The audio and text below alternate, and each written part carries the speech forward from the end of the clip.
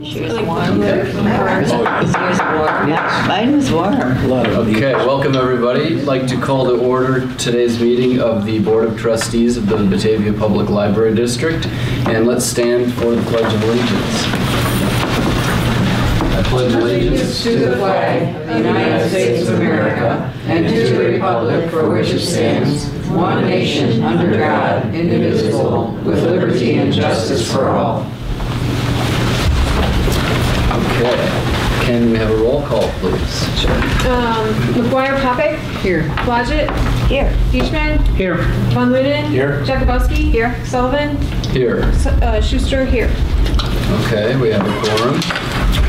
Item 4 is comments from the audience. Seeing none, we will move on to item 5. Our proposed consent agenda this evening is minutes from March 17, expenditures from March 2015, and then 5C1 is an ordinance for group medical insurance, and 5C2 is a new policy on the employment of family members of current employees and trustees and/or nepotism. Would any trustee like to remove any of these items for a separate vote? Okay. Do I have a motion to approve the consent agenda? Okay, moved by Blodgett, and second by Von Lernen. Let's do a roll call on this item. Sure. McGuire Popick. Aye. Blodgett. Aye.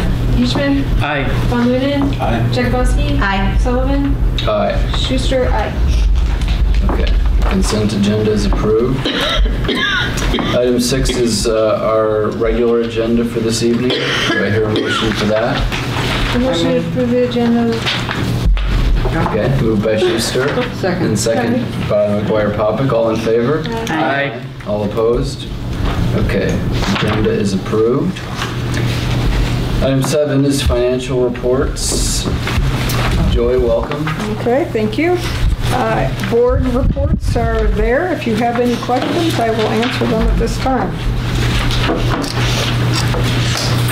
Looks like everything is pretty well on track, as far as I can tell.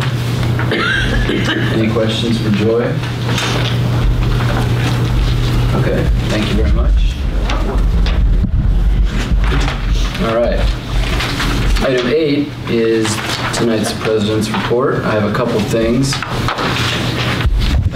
First item, I need to appoint 3 trustees to serve on a special committee on nominations. So the role of this committee will be to convene over the course of the next month and then get together with recommendations for the full board regarding appointment of officers to serve next term. So I've asked trustees McGuire Popick and Blodgett and Deachman to serve on this committee, and they graciously accepted, so thank you very much. You are hereby appointed. So, George, do they have any special instructions, any Open Meetings Act requirements, anything like that? There is an Open Meetings Act requirement, Okay. So you guys want to tell me when you're planning on meeting, at least more than 48 hours in advance, we'll post it. And if you'd like to meet here, we can reserve the room for you. Okay. Do we have to have this done by? Just by the time of the next meeting. Oh. By May 19th. So you've got 1 month. Oh, okay. Okay. Doable? And we have to give Sure. you 48 hours before we meet? Is that what We have to post the meeting a minimum of 48 hours ahead of. We should try and... So let's talk at the end of this meeting. We'll Okay. compare calendars. Okay, thank you very much. I have something from I received from George last time, if you want to pass that over to Francine. That was instructions and an outline of the Great. responsibilities for the Thank you. board. Thank you, Tom. Okay, thank you very much.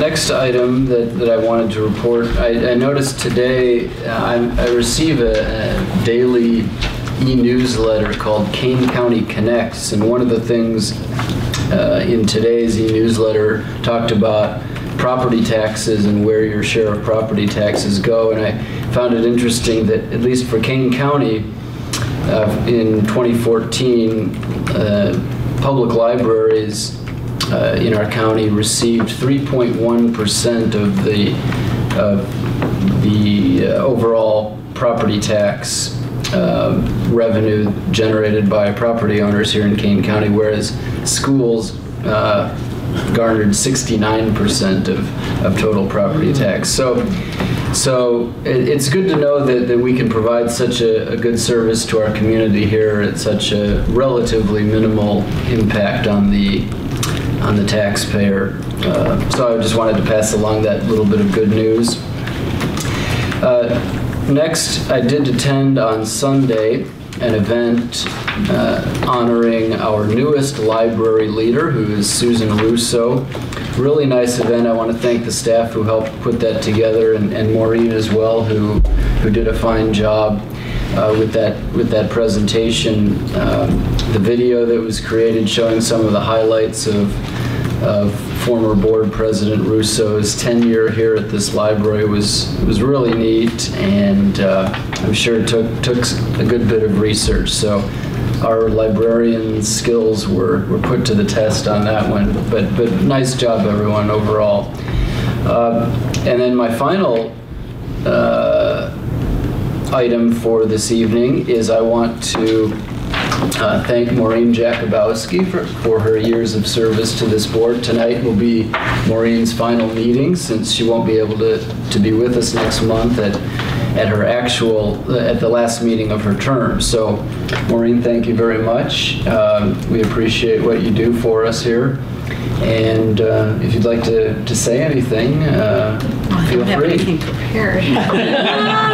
I'm sure you can come up with something. Oh gosh, it has been so fabulous. I was thinking about when I first decided to come on the board, it was there was an opening because someone had stepped down, and I said to my son, what do you think? He said, oh Mom, you love the library, you should totally be on the board. And so I got chosen, and so I was on the board, and I can't believe it's been for so long. I have loved it. I have loved meeting and working with the staff. I do not think there could be a finer staff here than there is here at the library, and we are so lucky in Batavia to have them.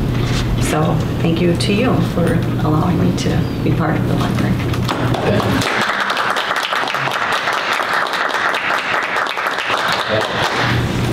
And you're going to miss it when I'm not running the meetings, aren't you? Hopefully your replacement will be just as efficient. Okay, thank you, Maureen. Okay, and now item 9 is good news or comments from the board. Does anyone else have anything to share this evening? I don't know if anyone's going to be talking about this, but in our packet we have an invitation from the Friends of the Batavia Public Library to attend their annual meeting Thursday, this Thursday at 7 p.m. here at the library. So if anybody's watching on TV and they'd like to come, you're all welcome. And that's at 7 o'clock Thursday, April 23rd. You and Doug are stealing all my thunder. That's okay. Now, I'll have still a few more comments to make when it's my turn in here. Okay. I just want to say that the celebration on Sunday for Mrs. Russo, that Maureen and Michelle did an awesome job writing up a little story about her tenure, and it was really great. So that was awesome. And I couldn't believe that the DVD that was put together, the video for it, I mean, that's amazing. We should put that up on the website just to see. It just kind of, reinstills in me just what a phenomenal place this is, and how it was built, and what it really means to our community. So that was really a great event. Wasn't great. I agree, and I hope everyone realizes that. I mean, Joanne, I don't know how many hours it took you to make that DVD, but she had stacks recordings from BATV that she went through, and It was amazing, the right yeah. clips, and I thought it was fabulous. It's a good job. Really great. It was so fun to see people in Batavia, old timers, and to see how we have grown. And unfortunately lost some people in town as well. But what a historic moment. My neighbor Mary was the white-haired lady passing the first book and encouraging everybody. She's just a very inspirational person. And it was really, I was working myself that day, so I wasn't able to be here, but heard all about it from her and several other people in town. And it was just like attending a Loyalty Day parade. That's how well attended it was and how enthusiastic the crowd was, considering what we went through to get the referendum passed. And then the second referendum, which was really not mentioned or highlighted because we were trying to deal with positive things, right, in the DVD. It was just such a great event in town, and I really think we should put it on our website, but we also might want to advertise it in Neighbors. Neighbors? No. Yeah. Yeah, to let the community know that they can go and see this little retrospective, you know. We're also going to be adding longer versions of, based on the original video tapes to our collection. Awesome. You can actually check out longer versions. Oh, good. Nice. If I can just say that we appreciate the video all came from BATV. Michelle and I went through some of their archives and found, so I'm sure there's other little nuggets in there yet that we haven't quite found. And it was my pleasure to look at that. It brought back a lot of memories because I was here for all of those things. So to remember the book passing was very fun, and the gala and the construction. And I have to give credit also to Hans Kaiser in our promotional services, to his patience with me as I said, cut that, add that, and he did all the mechanics of it as well and put it together. So it was a very nice product, and I'm glad everybody enjoyed it, and we'll certainly be showing it again, I'm sure. So thank you. Thank you. Okay, thanks everyone. Item 10 tonight is correspondence and communications. I've highlighted the first piece in the packet, which was the Friends announcement, and thank you for that. I'm going to pass out something that I received after 5 o'clock today. Just a memorandum that went to the City Council, because while we're sitting here, at our meeting, the City Council is meeting to discuss the proposed grant agreement. And so that some questions have been raised. And Kathy, go ahead and pass those the extras over. The questions have been raised by some local residents, and the city administrator thought it was appropriate to try to respond to some of the comments, the written comments that had gone to the City Council from the community. And so I thought you'd enjoy seeing this information as well. Should we have had someone at the meeting possibly? No, in fact, I think it's a discussion that the City Council needs to have, and I did discuss this question with Bill McGrath, and he felt it was perfectly fine for us not to have someone there, and he actually even alludes to that in the memorandum. So. However, they will be doing their final vote on it under the assumption that it goes forward from tonight to next Monday night. So that might be an appropriate time for some of us to if our schedules permit. Okay, so this is in relation to the city's action tonight at the Committee of the Whole? Yes, the okay. committee, it's the first item on the agenda, and in fact, it's all, the discussion's going to be underway. Got it. Okay. It's interesting information, and I think it's, very supportive of the proposal, and I think the city is being very supportive of our project, which is, I think, and I give credit to the trustees for your presence, and with the joint session we had with the city council, I think that really made all the difference in the world for this project. And that's all the correspondence we've got. Okay. Questions for George on this memo? Okay. Item 11 is Directors and Librarians Report. George? Yes, there's not a whole lot of my written report. We did have one retirement since the last meeting, or approximately since the last meeting. B. Rhodey, who was here nearly 23 years, is retired, and we're sorry to see her go. And we have a new person who is starting in the Technical Services Department in 6 days. So a change in turnover in the library. Otherwise, we have the monthly statistics and such. I've got something, all the reports are attached, and if there's no particular questions, I'll be happy to turn it over to Joanne and Cece. Joanne, welcome. Thank you.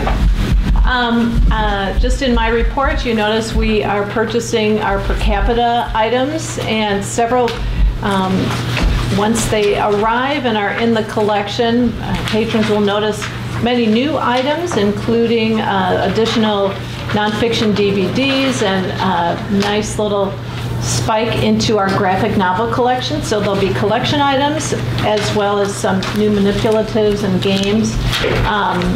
And just a variety of things, and a nice little area for our tweens. We're creating that as a little space for them as well. So the next few months, they should be seeing some new things in the department, and we're very, very much looking forward to that and appreciative of those per capita funds. I do want to make mention about Summer Reading Club. I mentioned right after we ended Winter Reading Club that it's never too early to start talking about Summer Reading Club, and we are full speed ahead in Summer Reading Club. This year's theme is Read to the Rhythm. Summer Reading Club goes from June 6th till August 3rd, and registration begins May 27th. Our school visits are scheduled for the month of May. All of our promotional materials are at the printer, so you'll be hearing a lot more about it. We have over 90 special events scheduled down in youth services this summer, in addition to logbook check-in, and logbook check-in is for all ages, infants through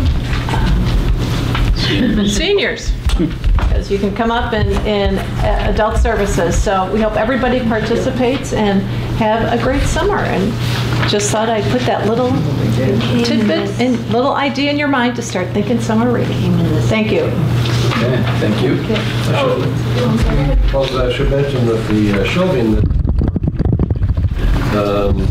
not that long ago, I got a phone call this morning, and it will arrive on Thursday, which is probably about a month ahead of the schedule I thought it was going to be on. So by next week, the new shelving will be installed in youth services. Great. Oh, I just wanted to say thank you so much, Joanne, and for Allison for working really hard with Mooseheart to make sure that the summer reading program is doable over there. And I know you're coming over on Thursday to work with us too, so we really appreciate it. It's really great for those kids over there. Yes, we'll be once again going to Mooseheart and Batavia Apartments as well. Again, we anticipate doing both, and we're looking forward to that. So. And also, if any of the trustees are interested, we do have a volunteer opportunity for you to come over on Tuesdays to read with the students over there. So if you're interested, just shoot me an email. Okay. Thanks, Kara. Okay, thank you, Kara. Stacy, welcome. Thank you. Just one item I'd like to highlight tonight. Recently, in collaboration with the City of Batavia, we digitized some historic Batavia City Council minutes. This project was funded by the city and facilitated by the library, and the results are now viewable online at bataviahistory.org. It's minutes from 1874 to 1969. And the minutes from May of 1915 through 1969 are full text searchable. The ones prior to that are handwritten, and so you can't search those full text. So it's quite a remarkable project. It's available by going to bataviahistory.org, looking at the resources on that site, and it's right there under Batavia City Council minutes.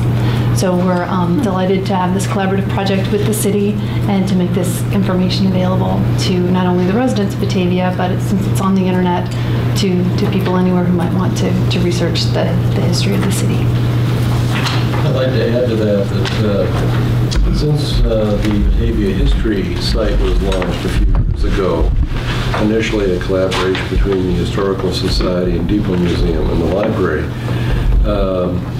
under the auspices of Stacey's department and through the library, some incredible things have happened on that site. We've, since that time, as a board may recall, entered into an agreement with the school district to participate, and with this new initiative with the city, really add the city to our list of serious collaborative partners, and the schools have given us all the class photographs from 1911 to 1970 something.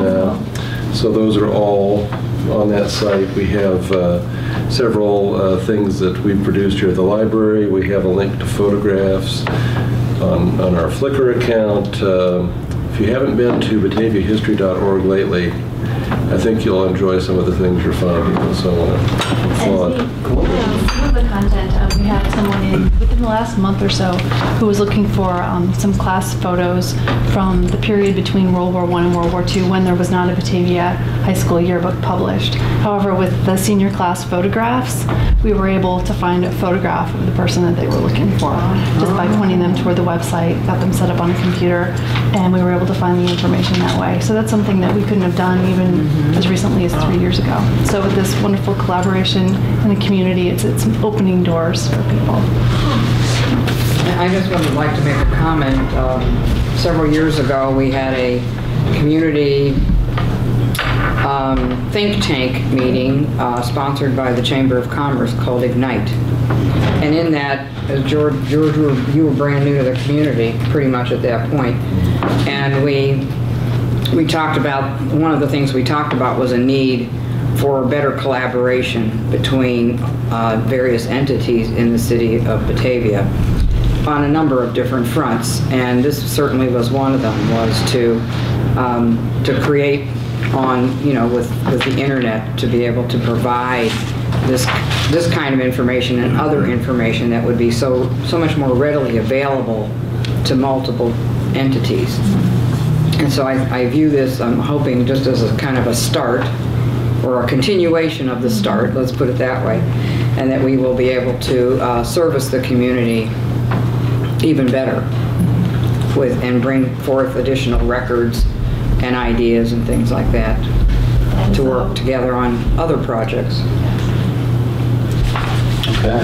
Any other questions for Stacy? All right, thank you. Item 12 is committee reports. First up is Finance Committee. Tom? I was not at the Finance Committee meeting, but I know we did discuss the health insurance that we approved in the consent agenda. Okay. George, if you want to say anything about that. The committee talked about guidelines for the working budget for next year, but I think the key item was, in fact, the group medical insurance, which was on the agenda. Okay. Thank you. 12D is the Services Committee. We had a full agenda earlier this month. We talked about the policy that the board already approved on nepotism. We discussed the upcoming resolution for Dr. Garvin, the resolution regarding a vacant trustee position, the self-serve holds, and the part one of the performance appraisal for the library director. So all those items coming up later in the agenda. Any questions on that? Okay. All right. The Library Foundation, Kara? Yeah, we're continuing to work on raising funds for the fire maps. We're working on the scope of the project at this time. One of the factors that's playing into it are the large grant deadlines that we're looking at to raise the funds, and also how we're developing a storyboard for our documentation, which we think might be an important part of gaining some funds. So that's where we're at right now, and I believe there's a committee meeting tomorrow to continue to work on that. So. Okay, questions for Kara? Okay, thank you. And 12F is Friends. Francine?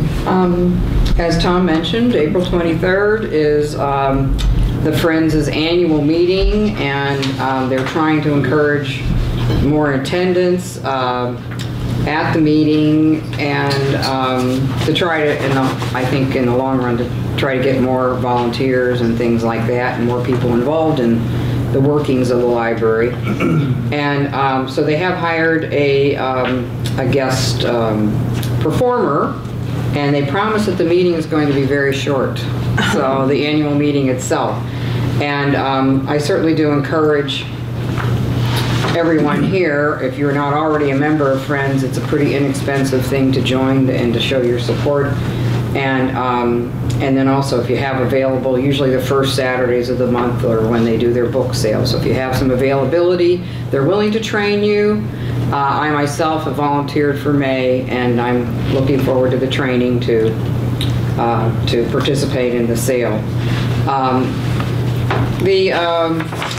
I just also want to mention that at the James Swanson talk, it came up in one of the Friends meetings that since they were a sponsor, a partial financial sponsor for the James Swanson event, that they put a table outside the BFAC auditorium, and they had a lot of interest in the Friends and what the library does.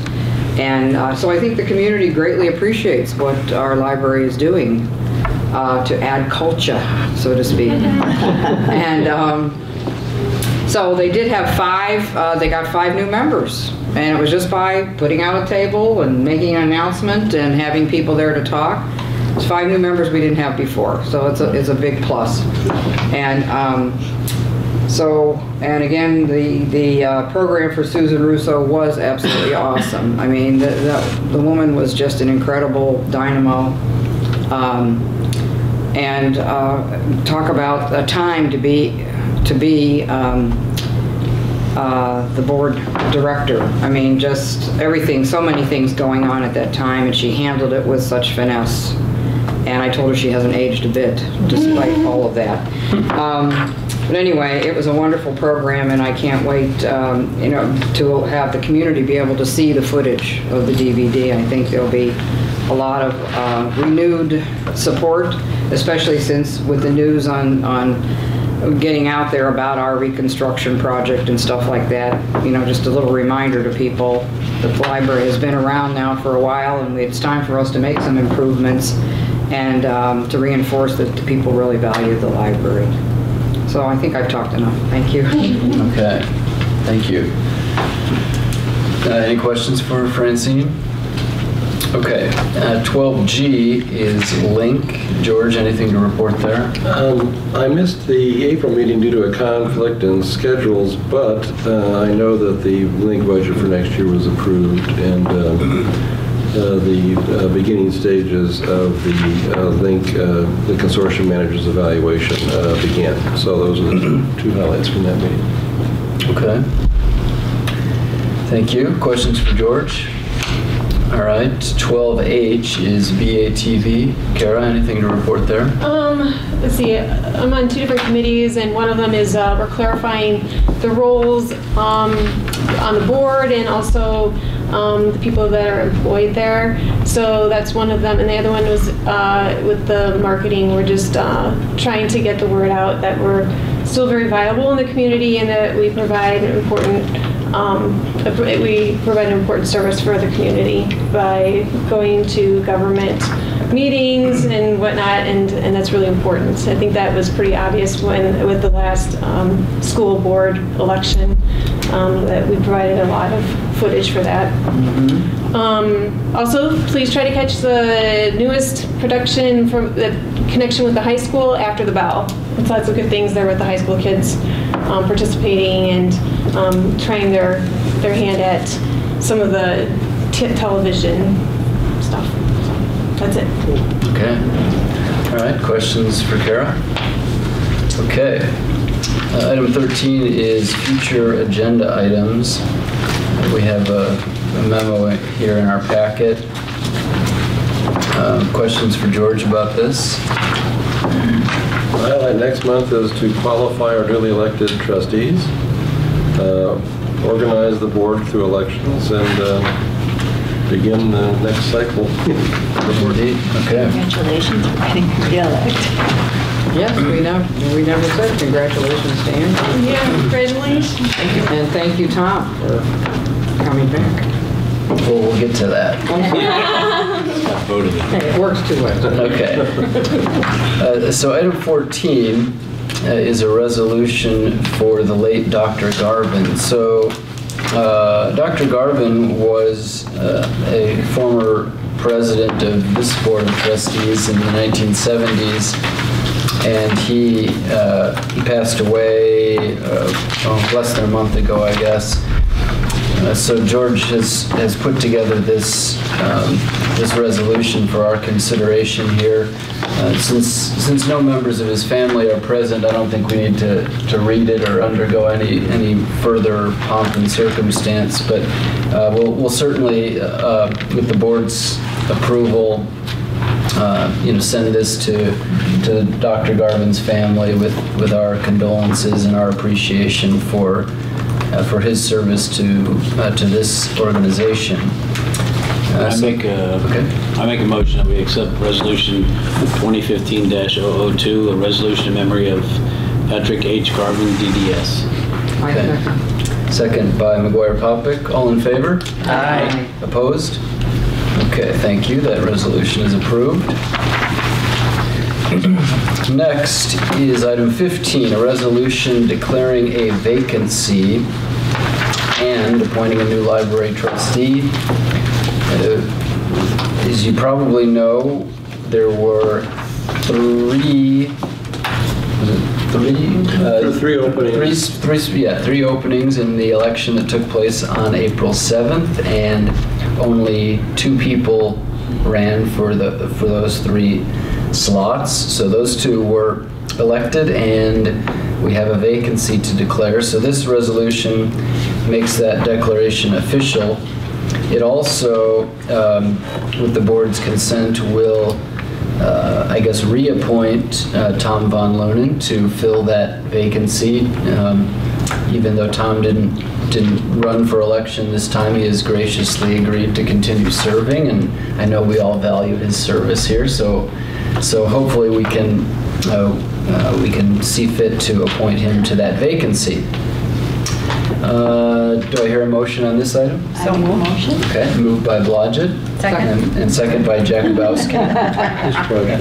Okay. Any discussion? I just appreciate the fact that Tom's willing to serve for another 2 years. I know you were ready to step down and do other things, but with the vacancy there, I'm glad that you're going to stay for another 2 years and see some of these projects through and help us out. Hear, hear. Yeah, we appreciate it. Thank you. Okay. Okay, let's do a roll call on that item then. Okay, McGuire Popick, Aye. Blodgett, Aye. Deichmann, Aye. Von Lohnen, Abstain. sorry, Jakubowski, Aye. Sullivan, Aye. Schuster, aye. Okay. resolution is approved. 6 ayes and 1 abstention. Item 16 is an action item for self-serve holds. So this came up in the Services Committee. We did have quite a lengthy discussion about the implications of this item. I think the crux of the situation is that when a patron puts an item on hold, the only way they can come to the library and collect that item as it stands now is to go to the circulation desk, potentially wait in line, and then have circulation staff go and collect the item for them and then check it out to them. So this proposal that we have here creates with some construction work, creates an area where those items can be made available to the patrons, who can now grab the item that's on hold on their own, and then bring it up to either the self-checkout or the circulation desk to check out. And it also, of course, still gives the option for library or circulation staff to collect the item as well if the patron doesn't want to do that or can't find the item or what have you. So it gives the patron one more option, and we thought that the flexibility there was a positive thing. And also, the staff reports that there is frequently a line at the circulation desk, so people who don't need to wait in that line now have the option to skip it. So we thought it was a positive thing for a relatively small investment. George or Pam, do you want to add anything? I defer to Pam if you want to, as head of the circulation. I think you did a very good job, Doug, describing what we're trying to do. I'm happy to entertain any questions that you want to come. I wanted to make it perfectly clear that we're not trying to steer our patrons to taking care of themselves unless they absolutely want to. We just wanted to provide that option, as Doug said. Will there be somebody that will police it as far as, was it 2 weeks that you hold, or a week that you hold? Oh, definitely, yes. Yeah. There's systems in place for that, yeah. And we'll continue those systems just at a different location. Yeah. And we will preserve patron privacy by the way we display them. There will not be names. It will be initials and your barcode, the last 5 significant digits of your barcode. So I wouldn't be able to walk up and see what you have on hold. Okay. And what's to prevent? Sorry. What's to prevent somebody from grabbing a book that's there and checking it out that doesn't have a hold on it? We talked about that. Good question. Okay. If they were to use the self-check, Right. I do not plan to override available holds on the self-check. Some libraries do that. We will not. Meaning? What does that mean? Meaning, if I wanted, you have the movie I want to see. Right. I don't want to wait for it. Right. And I walk up and take it. If I go to the checkout desk, the clerks will prevent that from happening because we can see that it's for you, not for me. Okay. And then also, if you took it to the self-check will block it because it's an available hold for you, not for that card that was presented. Whereas the card that has the hold on it would be able to check it out without. Right. And is that how it works now? If for some reason a book was on hold and it was out in the general shelves and a patron walked up and grabbed it, could I go check it out even though it was on hold for somebody else? What we're talking about there is the difference between available holds and unavailable holds. Okay. So what you could potentially do is place a hold on something that's on the shelf. Right. But before we run the report and run out there and retrieve all these items Right. and process them so they become available holds, right now, both at the self-checks Okay. and the desk, we will check it out to the person who has it in their hand. Okay. because they're the ones who came in the door. Gotcha.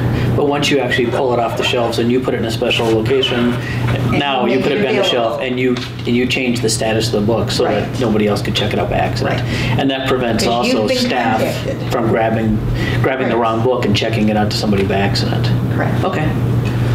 So the right now, I don't know which hold, is held behind the counter. The available. That's the available book.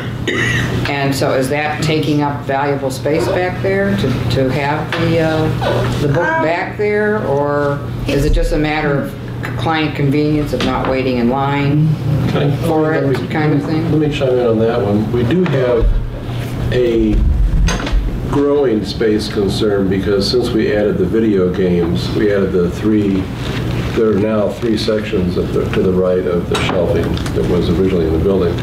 And as the video game shelving fills up, we have no place else to expand that. So one thing that moving the holds to the north of the checkout desk instead of behind will allow us to actually move the video games over into that larger space and still have, because we'll continue to have those behind the desk for anti-theft reasons, security reasons.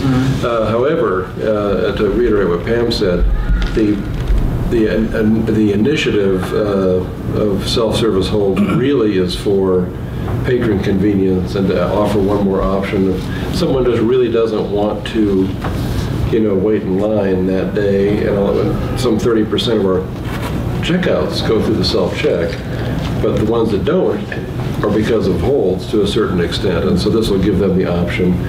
And because of the space right north of the checkout desk, there's a door there. Staff, if someone is like, I just, can't figure out how this is working, our staff can just pop out the back and help them get the book off the shelf. So it's really adding a whole other range of options for the patrons. So it's a convenience issue that's driving it, but it will have the side benefit that in another year or so, when we completely have maxed out our video game collection, we actually will have a place to put it. So. I do have one other question. I've only put one book on hold, and that one was ordered through the Chicago Theological Seminary.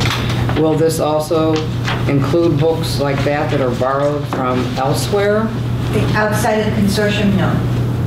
Okay. The true interlibrary loans that are handled down at the reference desk or the health services desk will still be held behind the desk. Okay, so you probably don't get that many, I would imagine, there. There's a fair amount, but So you still need to leave some shelving for those. they have special paperwork, special due dates, and there's just some special things about them that they just don't lend themselves to self-service. All right, so will you then make some signage possibly at this area, the holding area, to indicate if you don't find your book, go to the checkout counter or something? There will be a whole educational process. Yes, it will go I'm sure. on with every new patron. Okay. And as I said, if you're someone who doesn't want to pick your books off the shelves, we will be more than happy to assist you. So will the default then be, so when you put a book on hold with the online system, then there'll be a checkbox that says, I want to pick up the book at the self-service area? No, with that statement, I meant we'll go get it for you. Oh, okay, so you will move all the books out there, and if somebody doesn't want to go to it, they'll come to you and say, I have a book on hold, and you say, I can go get it for you. I got you, okay. We're afraid it'd be too confusing for people to have like that. 2 locations to pick it up, and they have to choose and not. They wouldn't remember which location the Sure. book was in, and it's just easier. I think it's easier for the patron to not have to worry about that. They're just all. Okay, Sounds good. Okay. thanks. All right. So I guess we didn't have a motion on this yet, did we? No. Okay. I'll call for a motion. A motion to approve the self-service Right. holds? Yeah. Okay. Moved by Schuster. Second? Second by Van Lunen. All in favor? Aye. Okay. Thank you. That item is approved, 7-0. Just as a reminder, there is a design piece that was included in the report that you just approved, and we'll come back to you with a final approval before we go out and get bids for the construction, because we want to make sure you're in the loop and what that cost ultimately will be. But thank you very much. This is sort of an exciting move for us. it is. Okay. Next item, 17, it relates to the performance appraisal instrument for the library director. So this, I believe everyone had this in their committee packets a couple weeks back, and I had sent an email asking for input on this item. Nothing to vote on this evening. I would like to get, or for each trustee to take a look at this and see if this is on the right track in terms of an instrument by which we would rate George's performance over the course of each year. Part 2 of this process will be to get a similar document, or I don't know, maybe not necessarily similar, but a document that would be for staff to rate George as well. So the compilation of those two parts would then become the new instrument for George's review. So any comments or questions on that process or this document? So again, I apologize if this question is redundant. This would replace an existing methodology? Correct. The one that's been used the last Okay. 5 or 7 or 8 years, I think. All right. And Yeah, and maybe I'll add, this was driven by the fact that last year, I know we had a discussion as part of George's review about the flaws with that instrument, and so I had asked staff to take a look at something better, and this is what they presented.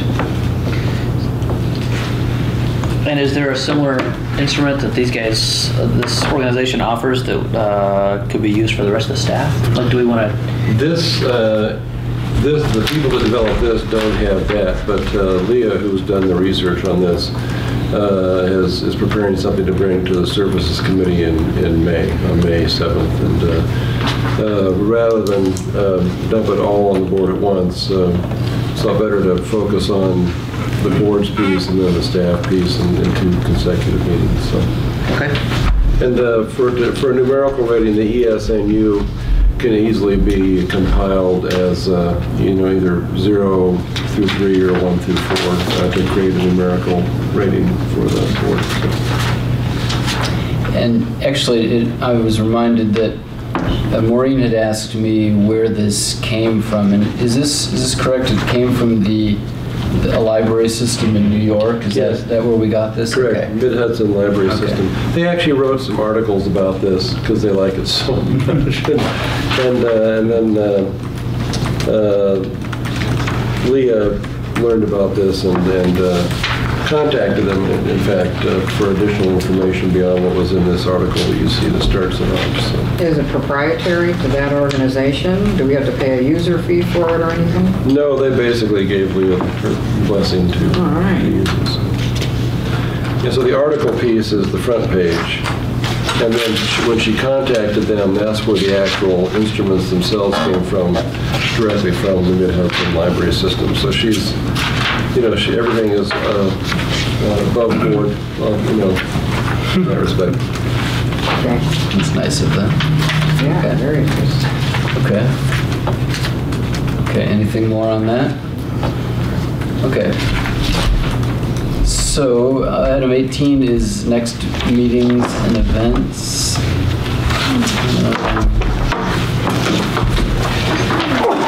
Bless you. I don't see anything of particular note there. Nothing dire. So, we can move on to item 19, and I'll entertain a motion to adjourn.